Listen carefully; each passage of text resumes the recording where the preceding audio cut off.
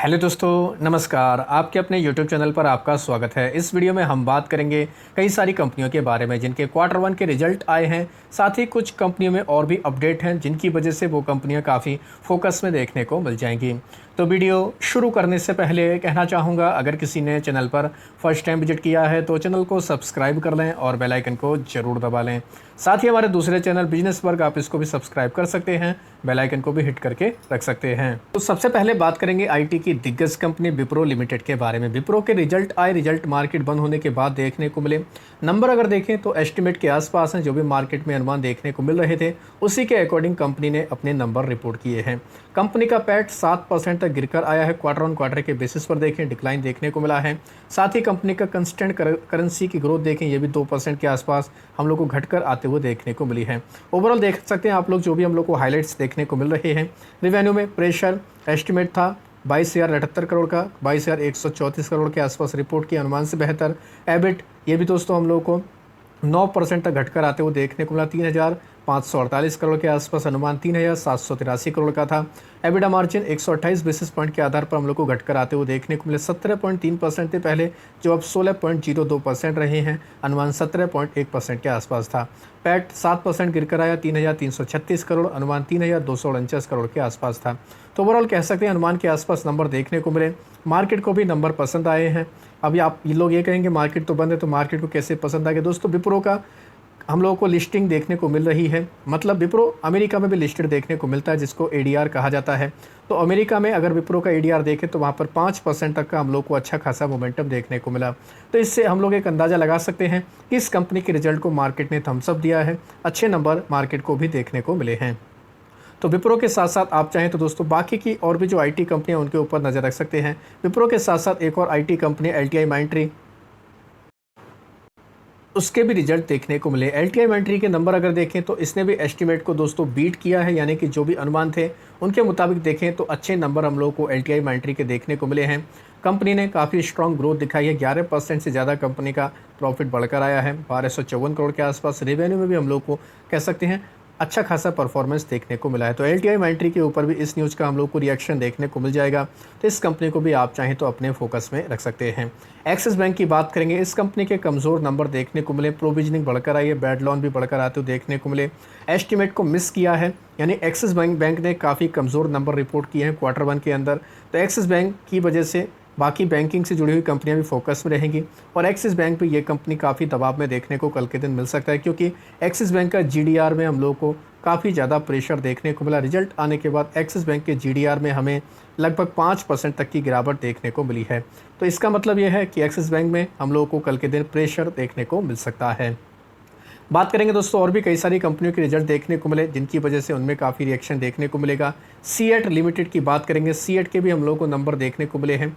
Number अगर देखें तो कह सकते हैं ठीक ठाक कह सकते हैं दोस्तों, 27% तक का कंपनी का प्रॉफिट घटकर आया है। हायर कॉस्ट देखने को मिला, रेवेन्यू में 10% तक की ग्रोथ देखने को मिली है। तो ये कंपनी भी काफ़ी ज़्यादा रिएक्शन रिजल्ट के बाद दिखा सकती है। टाटा कम्युनिकेशन के भी नंबर आए हैं, इसके भी कमज़ोर नंबर देखने को मिल रहे हैं। 42% तक कंपनी का हम लोग को पैट गिरकर आते हुए देखने को मिला, यानी कह सकते हैं 43% तक की गिरावट देखने को मिली। 190 करोड़ के आसपास कंपनी ने पैट रिपोर्ट किया। रेवेन्यू 6.5% तक बढ़कर आया, 5,690 करोड़ के आसपास। एबिडा कंपनी का 1137 करोड़ के आसपास देखने को मिला। साथ ही कंपनी ने 1,000 करोड़ रुपये को एनसीडी के जरिए दोस्तों जुटाने के लिए मंजूरी भी दे दी है। तो टाटा कम्युनिकेशन के ऊपर इसका हमें रिएक्शन देखने को मिलेगा। जियो फाइनेंशियल सर्विस की बात करेंगे, इसके भी मिले जुले नंबर देखने को मिल रहे हैं। 4% तक कंपनी का प्रॉफिट बढ़कर आया, 325 करोड़ रहा, जो पहले हम लोग को 312 करोड़ के आसपास देखने को मिलता था। हालांकि कंपनी का रेवेन्यू काफ़ी अच्छे तरीके से बढ़कर आया है, 46% की ग्रोथ रही, 612 करोड़ के आसपास कंपनी ने इस बार रिपोर्ट किया। तो कह सकते हैं ये भी कहीं ना कहीं काफ़ी इंपॉर्टेंट नंबर हैं। बात करेंगे दोस्तों इंडियन होटल के बारे में, टाटा ग्रुप की कंपनी है, इसमें भी हम लोगों को नंबर देखने को मिले जुले नंबर कह सकते हैं। कंपनी के रेवेन्यू 32% बढ़कर आया, प्रॉफिट 19% तक बढ़कर आया है। इस बार कंपनी 296 करोड़ का प्रॉफिट रिपोर्ट किया है। साथ ही कंपनी का रेवेन्यू 2041 करोड़ के आसपास देखने को मिला। एबिडा 28% तक बढ़कर आते हुए देखने को मिला है।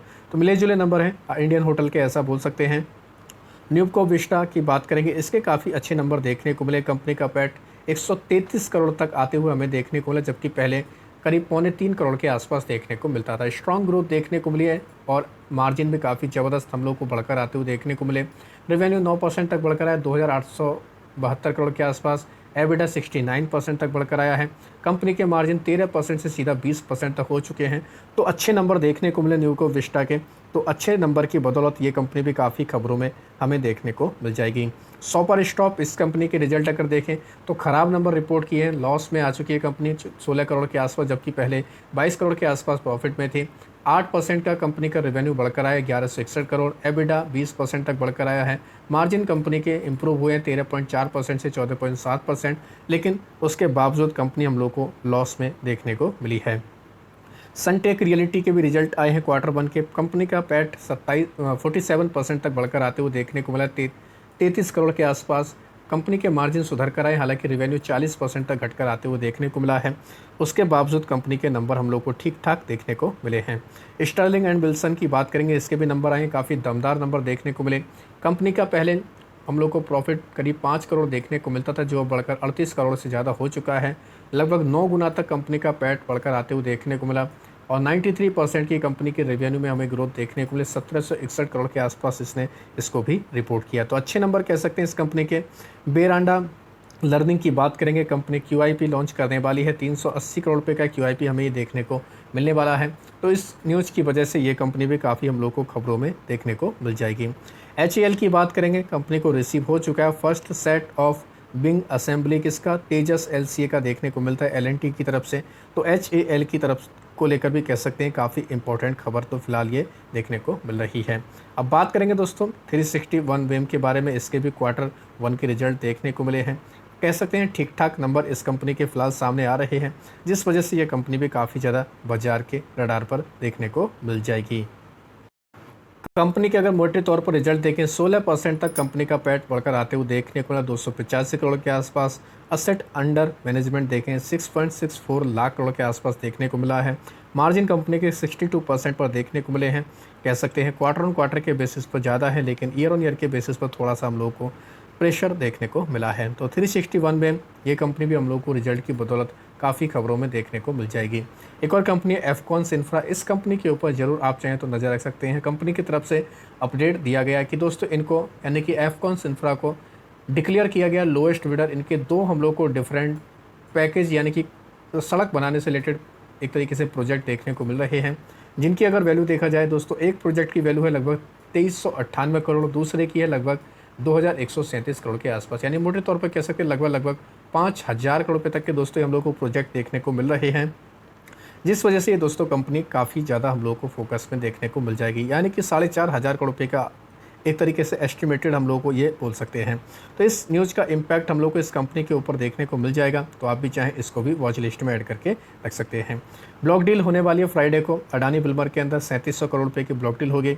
आपको पता ही है अडानी ग्रुप दोस्तों इस कंपनी में ब्लॉक डील करने वाला है, और आज के दिन भी हम लोग को इसमें काफ़ी बड़ा ट्रांजैक्शन देखने को मिला था। इसमें दोस्तों अडानी एंटरप्राइज की subsidy company Adani commodity LLP, इसमें दोस्तों इसमें ब्लॉक डील ये करने वाले हैं। अगर फ्लोर प्राइस देखा जाए तो लगभग हम लोग को 275 से 278 रुपये के बीच में ये हम लोग को डील देखने को मिलने वाली। जयफ्रीज इसमें दोस्तों ब्रोकर का काम करते हुए देखने को मिल सकता है, ऐसा भी रिपोर्ट में बताया जा रहा है। तो अडानी एंटरप्राइज और इसी के साथ साथ अडानी बिल्मर, इन कंपनियों के ऊपर आप चाहें तो नज़र रख सकते हैं। साथ ही मूडीज़ की तरफ से अडानी एनर्जी सोल्यूशन को लेकर एक रेटिंग भी देखने को मिले, तो आप चाहें तो इस खबर को भी डिटेल में जाकर स्टडी कर सकते हैं। अब बात करेंगे उन कंपनियों के बारे में जिनके आने वाले हैं 18 जुलाई को क्वार्टर 1 की रिजल्ट, और रिजल्ट की बदौलत वो कंपनियां भी काफ़ी फोकस में देखने को मिल जाएंगी।